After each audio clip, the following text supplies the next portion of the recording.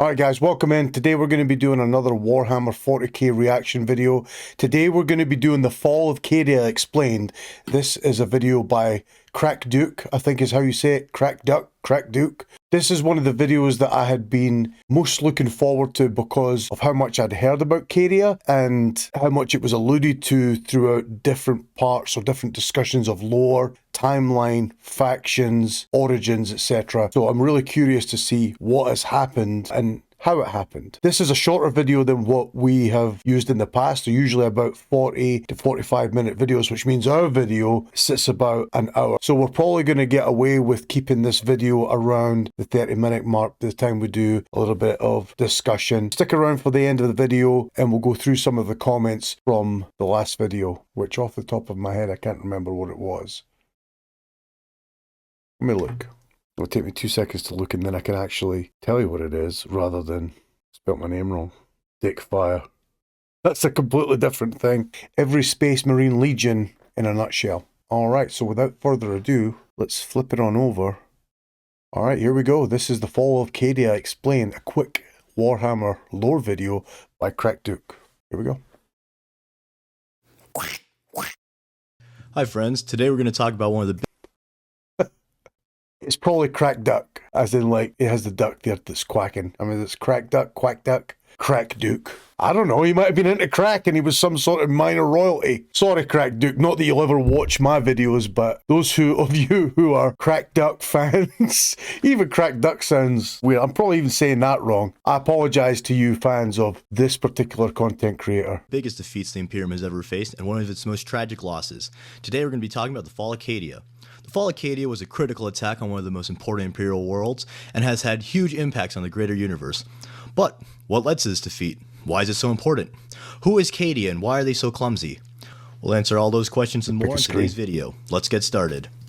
So for context, Cadia was one of the most important fortress worlds in the whole Imperium. It was extremely important due to its proximity to the Eye of Terror.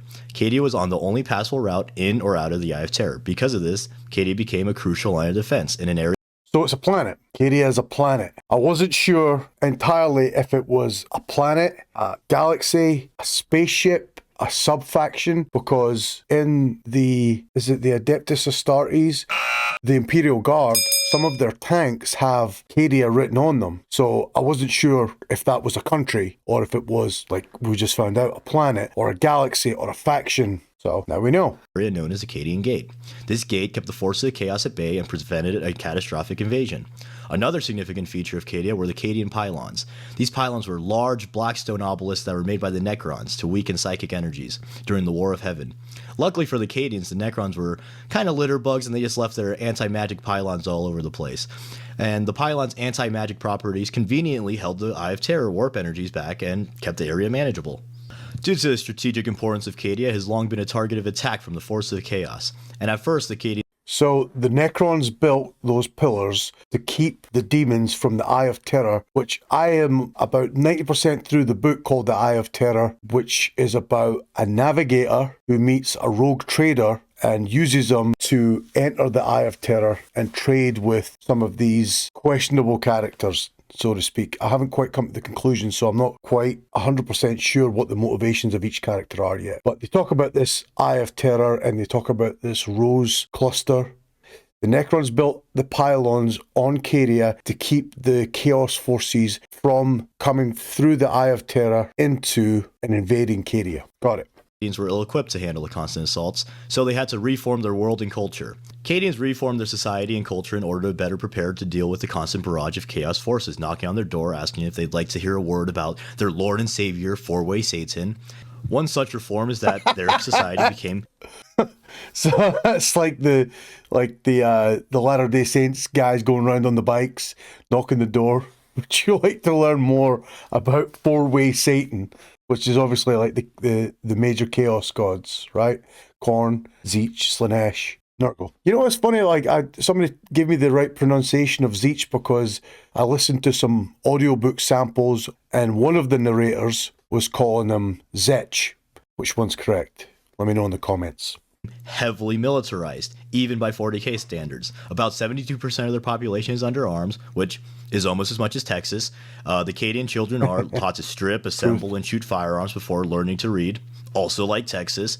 Even the civilian aspects of Cadia are militarized. All the houses are heavily armored, everyone is trained to fight, social classes are dependent on military rank, the normal civilian clothes are even camouflage and military-esque, which, again, is much like Texas, but this prevalent military culture is very important because it helps. Yeah, where I lived in Dallas, there was a huge Army, Navy, military surplus store right off of I-35 around like the sort of Sandy Lake area. Forget what it was called. But we used to have non-military guys and military guys going in there and just getting like cheap, good quality like work clothes and clothes that would last a while. Like I still got a pair of khaki shorts that I got from that surplus store, and that was in 2007, and we're now in 25, and there's still a couple of buttons being replaced in them, obviously a little bit girthier than what I was back then. But now I see why so many regular people shopped at those surplus stores, because the stuff is durable. So I don't blame them walking about in military fatigues and all that. Get it, it's cheaper in the long run.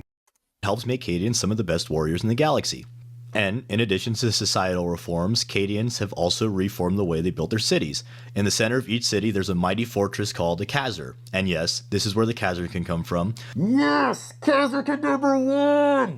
And each Khazar was extremely well defended and designed to hold out against invaders for a very long time. Generally, a Khazar had a void shield, and then a perimeter with many gun emplacements, and then a moat, and then a hefty wall and fortified gate, and then past that, you're finally in the city streets of the Khazar. But wait right there, would-be invaders. The defenses aren't done yet. Once you finally make it inside the Khazars, there's even more defensive measures, on top of the usual stuff like gun emplacements and planetary defense troops. Well, I mean, it's basically set up like any other medieval town. Like, that's how those were set up. They were originally either trading posts or strategic military posts, or both. One went hand in hand with the other. The military one was there to protect the trading post. They always had either a keep or a castle, and then around that, they would build out the town. And if there was ever an invasion or a siege, the regular civilians could retreat into that fortress until the siege was over, or whoever then conquered that area came in and made peace with the civilians. So it's no different in 40k. Technology is a little bit different, but you know, the concept is the same, is what I was getting at. The Khazar streets are intentionally designed to be confusing to invaders. The city layout is made in complex geometric patterns, which, yeah, means the Cadians basically live in the little puzzles you get at the Applebee's kids menus. But the puzzling layout isn't just because the city planners were too busy killing demons and being the best regiment around. It was actually intentionally done to give Cadians an extra advantage in defenses. The Cadians excel in urban combat, so the confusing layout and heavily defended buildings help them hold out Khazars for far longer than a normal city. And these staunch defenses, they might seem like overkill, and if you think that, number one, you clearly aren't familiar with Warhammer because Overkill is its middle name, and two, you clearly weren't paying attention earlier because you must have forgotten that Cadians live on the border of literal actual hell. And these I didn't forget that, but it is interesting. I don't know much about Imperial Guard's armies. I wonder if that was part of their codex, to where if the landscape was built up city streets like that, they had an advantage. And with 40k being a line of sight game, I wonder if their movement was quicker through those urban areas so that they could avoid being shot at by factions and armies with bigger and badder weapons. insane defense to military culture, along with the Cadian pylons, were extremely important because it allowed the Cadians to reject Abaddon's advances for the 12 days of Christmas. I mean, 12 Black Crusades. And on the 12th day of God Emperormas, my true foe sent to me 12 Black Crusades, 11 Black Crusades, 10 Black Crusades. Yeah, that's right. The War Master of Chaos, Black commander Crusades. of the forces of evil and all things nasty. It took him 13 tries to take over one planet. Yes! Those are armies. And I know that in lore, each crusade weakened the Imperial forces and technically accomplished one step of Abby's grand plan. But still, the alpha male influencers on YouTube would tell me that there's only like 5 steps to becoming a successful millionaire overnight. So surely the Master of Chaos can condense it just a little bit. But now, let's talk about the 13th Black Crusade and finally get into the Fall of Cadia. After 12 Crusades, Abaddon finally took off his sweatshirt and declared, "Oh, that's a sweatshirt on the table." I'm like, what the f*** is that?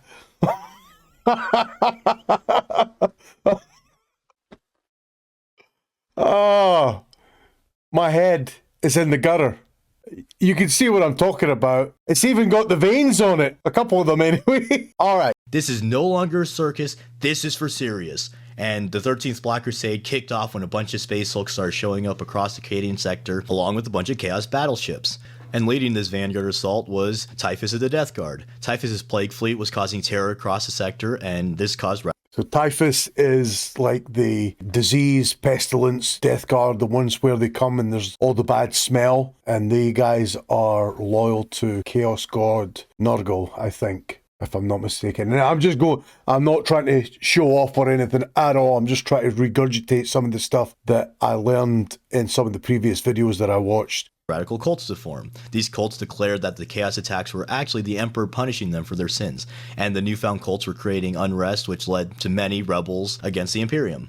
And this political unrest also allowed a preacher to rise in prominence as he proclaimed himself the voice of the emperor, which further turned once loyal Imperials traitor. Across this sector, there are chaos forces attacking Imperial worlds, and along with the rebellions, things were looking dire for the Imperial forces.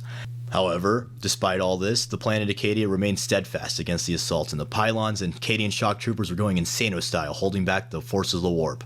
However, due to worsening conditions, the Cadian High Command ordered all Cadian regiments. So what powers the pylons? Like, it says they were going crazy. I mean, are they influenced by the energy coming from the warp and they react to that? Or do they have to draw power from somewhere else? Like, are they getting some sort of solar power? Or are they getting geothermal power? Or are they getting some sort of psyker power that the Necrons are channeling? That would be kind of weird, right? Because you're battling the forces of the warp, but you're using psyker power to power them.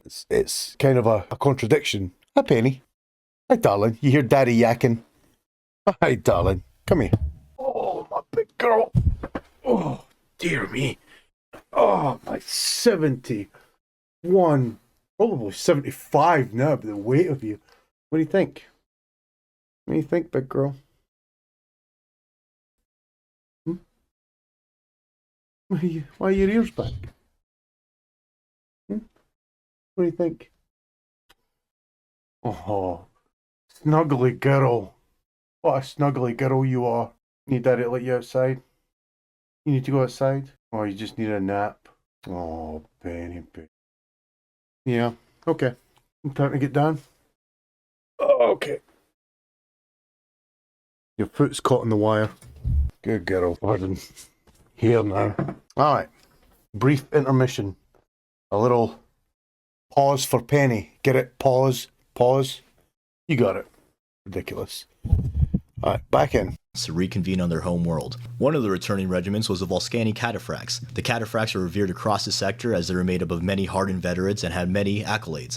In order to show their gratitude for the Cataphracts' return, Cadian leadership prepared a welcome party so they could meet them in person. However, the Cataphracts did a little bit of trolling on arrival, and they switched teams, spawn killing the majority of Cadian High Command before the real battle could even begin. All would have been lost if not for the absolute Chad that is Lord Castellan Ursarkar Creed. Creed commanded a masterful counterattack that pushed back the traitors and allowed the loyalists to regroup their defenses. And due to these heroics, Creed would be promoted to governor of Cadia, and he would prove massively important in the upcoming war. Creed prepared the defenses, called for Space Marine reinforcements, and sent Khazarkan teams directly into the Eye of Terror in hopes of getting some intel on the upcoming assaults. Oh, no joke. They actually invaded the Eye of Terror itself. That's pretty nuts. Infiltrate, storm the gates of the enemy, counter-strike. Outside of the war, Abaddon and the Chaos Heralds were making big strides. Typhus and Lucius were wreaking havoc, and the Night Lords were doing raids across the sector. Abaddon himself managed to capture 2 Blackstone fortresses. Now this is really important because Blackstone fortresses were massive Eldar warships made in ancient times as a failsafe against the Catan reawakening. As such, these planets were near planet-sized megaweapons that, when fully activated, could break the barrier between the warp and real space by shooting a beam that would make the Death Star look like a Nerf gun. So Abaddon having 2 under his control would prove to be a major issue. And so finally, after all the pre-gaming, Abaddon finally launched his attack on Cadia proper. He opened with a humongoid orbital bombardment and sent, in technical terms, a buttload of Chaos Space Marines, Demons, and Titans to assault the planet. Aided by the Space Wolves, though, the Cadians fought hard against the Legions. Space Wolves, bro. Absolutely mangling demons left, right, and center, like the space Vikings they are. That was interesting what he said, is that guy managed to get hold of those 2 planet-sized ships, and he alluded to that being something in the future. of this conflict. The Cadians held the Forces of Chaos in a deadly stalemate, which, again, goes to show just how badass the Guard Boys really are, and in orbit the Imperial Navy was also getting some dubs, as they managed to drive Abaddon's forces back into the Cadian. This naval victory broke the Chaos blockade and opened the way for reinforcements, including the entirety of the legendary battle fleet Gothic. However, the Imperials reallocating their defenses to Cadia allowed Chaos forces to attack other Imperial worlds. On these worlds, everyone's favorite little guy, Erebus, summoned warp storms and demons. As if the forces of hell weren't enough, things were made worse by the encroaching Tyranid and Orc forces joining in on the fray. Erebus, I've heard that name. There's a Warhammer book that everybody keeps recommending about Erebus. Oh no, it was a video. I think it was a video about Erebus. He was supposed to be like one of the most depraved people in all of the Warhammer 40K universe, along with rumors of a demon Primarch showing up. However, despite the overwhelming odds, Creed led a counter-assault along with the White Scars, and eventually more Space Marine chapters arrived, including the Blood Angels, the Dark Angels, Black Templars, and Imperial Fists. Since there were wow, that's quite a group. 1, 2, 3, 4, 5 Primarchs, or 5 legions anyway involved. so many best-selling chapters and named Space Marines, it looked as though Abaddon's crusade would fail yet again. After many victories, the Imperial forces thought the worst was behind them, and they even made plans for victory parties. However, everyone knows it's unwise to emote before you secure the Vicroy, and unfortunately for Cadia, the worst was yet to come.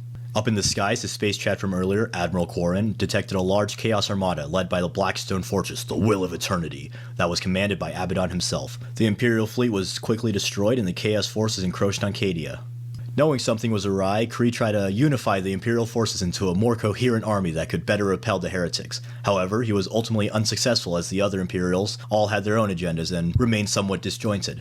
Not being able to pull from the anime power of friendship would prove to be a huge detriment to the Imperials in the upcoming battles. But it wasn't all doom and gloom, as there were still Imperial victories, and even more named characters showed up to help out. Belisarius Cawl, with the aid of the Harlequins, activated even more pylons, while Saint Celestine manifested on the raised battlefields and wrecked shit. Even the Necrons joined in, as Trajan the Infinite was impressed by the huge steel balls of the Cadian, since they reminded him of his own steel balls, when they weren't literal steel balls. So the Necrons, they secretly used death marks to aid the Cadians.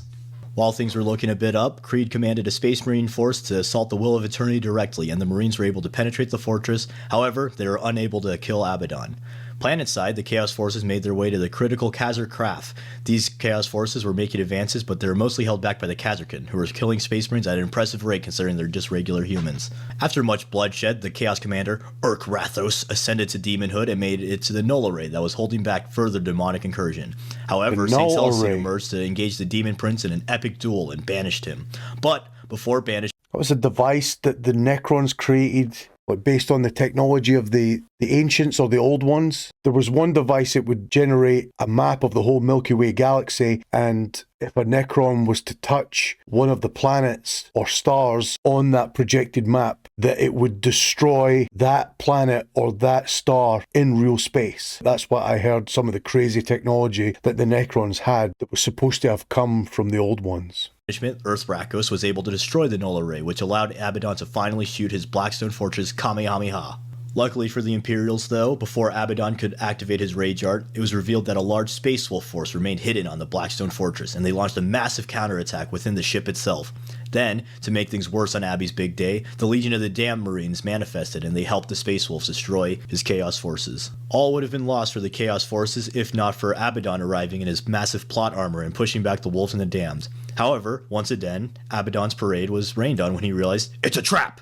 And the Imperial Fist Fortress Monastery, the Phalanx, showed up to blow its load all over the Will of Eternity, disabling Abaddon's trump card. Abaddon teleported away like a little nerd, and the Imperials were once again able to regroup and prepare to counterattack. In their desperations, the Imperials officially allied with Trajan the Infinite, so Cawl and his new skeleton buddy planned to amplify the pylons in order to push back the chaotic forces.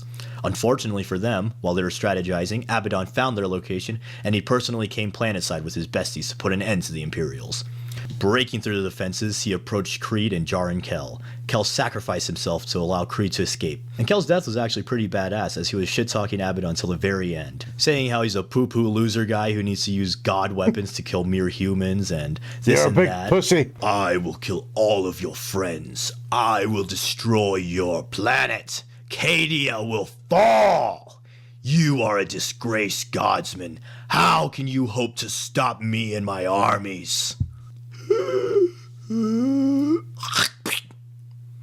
Stop his face. After killing the color sergeant, Abaddon made his way to call in Trazyn. But before he could fight the science nerds, Creed came back for revenge with a bunch of Australians. And at the same time, Trazyn opened his Tesseracts to summon an army of his Pokemon. Trazyn's army was led by a Heresy-era named Ultramarine, so you know he was bringing the big guns. After getting his shit kicked in by the Australians, Kazarkin, Custodes, Space Marines, and Trazyn's living Funko Pops, Abaddon teleported away yet again after Celestine landed a decisive blow, and the Cadian pylons were about to be reactivated. Ugh, they keep on stopping me! How can I kill this stupid planet? Sir, excuse me. I have looked into the archives and I found a tactic that some villains pulled in the ancient time of September 11th. Yeah, so Abaddon God's basically sake. used his Blackstone Fortress to pull a 9/11 on Cadia. He used his flagship. No way. So he takes his last ship, probably like powers up all the weapons, all the nukes on it to go off at the same time, and he flies it into the planet, like the planes into the building sort of stuff. To push the Blackstone Fortress into the planet, and the impact caused massive destruction, and the Imperial forces were forced to evacuate. The impact also destroyed many of the pylons, so the warp was able to fully envelop the doomed planet. Creed valiantly held the line with his personal regiment so that as many Cadians as possible could escape. Celestine was super powered from all the warp energy and was wrecking shit per usual. And even the Eldar stepped in using the webway and helped some Imperials, including Call and Inquisitor Greyfax, escape the forces of the Black Legion. But in the end, Abaddon was finally successful, and Cadia had tragically fallen. Now that Cadia was lost, the Eye of Terror was able to widen, and it tore the galaxy asunder with the Great Rift. This divided the galaxy into the Imperium, and the more shitty Imperium, the Imperium Nihilus. The 13th Black Crusade The launched shitty the Imperium into Imperium. an age of darkness. The wrong But all side was of the not lost. tracks, Imperium. So Cadia basically being the last line of defense for the Eye of Terror was gone. I wondered if it was his goal initially to actually destroy it, or if Abaddon wanted to actually control Cadia and use it as an outpost in some way, like a port station for the Eye of Terror, for maybe goods coming in and out of the Eye. Because what I learned in the Eye of Terror book is that there's some trade goods that can only be got from that region. For the Imperium, shortly after the fall of Cadia, Call, Greyfax, Celestine, and Yvraine were able to resurrect Primarch Rubuti Guilliman. Guilliman authorized the Primaris and led the Indominus Crusades to reclaim a lot of lost territory, especially in the Imperium Nihilus. As for the Cadians, around 3 million escaped off-planet, and Creed was taken by Trazyn as a party favor. The 3 million Cadians, along with the Cadians who couldn't make it to their homeworld, began to repopulate on new worlds, and the Cadian culture remained strong. Additionally, since the Cadians were such a respected and efficient regiment, many other Guard regiments had already adopted much of their culture and tactics for themselves. Guardsmen across the galaxy used Cadian equipment and doctrines, so while their home may be lost, the culture would never truly die. In that way, it's true that the planet broke before the Guard did, and Cadia truly stands. And with that, that's the Fall of Cadia. Thank you everyone who watched this video. I hope you all enjoyed it. The Fall of Cadia was one of the most crucial and epic moments in 40K. I really enjoyed researching and making this video. And I'd also like to thank anyone who's recently subscribed. I didn't think we would hit 100 so quickly, let alone 300, so I can't express my gratitude enough. And I really hope this channel continues to grow because I really love making these silly little videos. And as always, if you like this video, please like, comment, subscribe, and consider sharing it. Thank you very much. All right. That was a really good video. I mean, really good. It's not what I expected.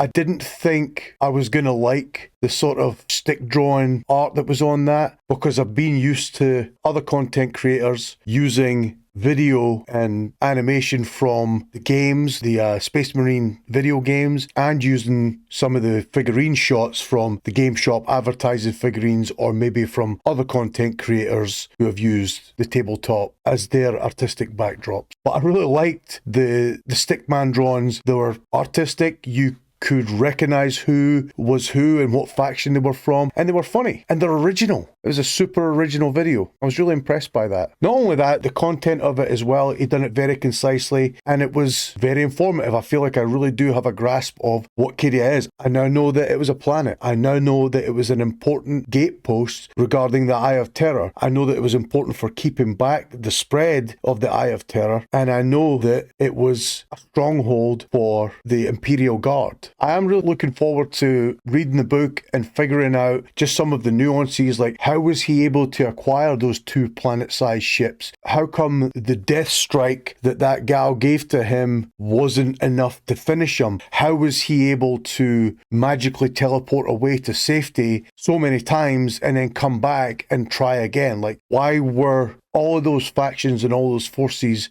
unable to finish him off? Was he just that lucky? Or is that part of his thing, is that he just can't be killed, or he can't be completely killed? Maybe he has a Horcrux somewhere to where if his body is defeated, his soul can regenerate the body and then he keeps coming back. Something silly like that. I'm also curious as to how a planet-sized ship can be crashed into a planet of the same size. I don't know, maybe I'm overthinking this.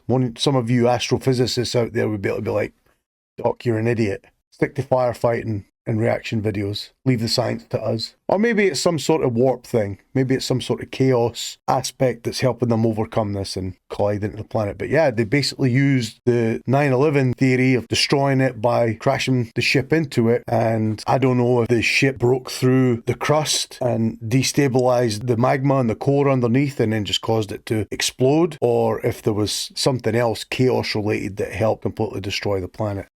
I want to do something different. I want to go through, rather than doing some of my comments from the last video, I'm going to go through just a couple of the comments from KrakDuk's video on Cadia. I wrote my own comment on here. I said it was an amazing video. I said I'm new to Warhammer and heard some things about Cadia, but never really knew about it.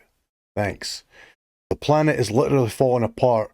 You will stand your ground in the name of the Emperor.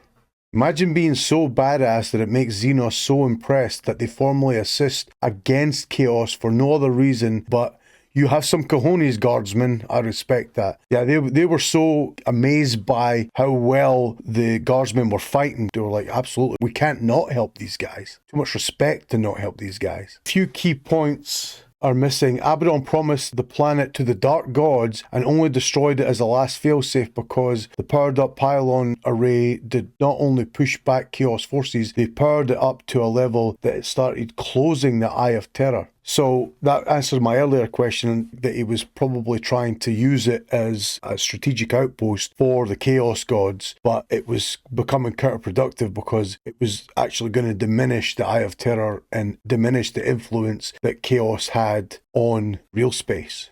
The Eye of Terror is like a highway for demons to manifest in the material realm. It will be harder for Chaos forces to advance if the Eye of Terror is closed. I see this in the comments quite a lot. The planet broke before the guard did. So there's reports and comments of the guardsmen continuing to fight as the planet's falling apart, which is pretty amazing. Like, those guys just never quit. Even when it's hopeless, they never stop fighting for their homeland and against the forces that would try and take that away from them. That's pretty heroic. Makes me think a little bit more highly of the Imperial Guard. And during the Bricky videos that I was doing, that was the first army that he talked about, and I just kind of dismissed it. It's like, oh, it's the small guys. They've got tons of numbers, las guns and all that, but compared to the Space Marines and all that, they're kind of like lower tier. This changed my mind, that they're not low tier. They're actually, there's a lot to be said for just being regular human beings and being so hard that you can take out Chaos Demons and Chaos Space Marine factions as a regular human being. Pretty impressive. Hats off to you. Alright, that's going to do it. Please like the video, subscribe to the channel. It really helps boost us in the algorithm and it's completely free. Make sure you leave a comment on this video. Let me know your thoughts and opinions. Let me know again some things that I might have missed, misinterpreted, or got completely wrong. I always appreciate the feedback. Hit the notification bell of videos that come up in the future. Check out some of our other videos that are on the channel as well. We're doing some cool playthroughs, and I'll always accept recommendations for what games to play next or what videos to watch next. That's going to do it for today. Thanks for stopping by. See you next time.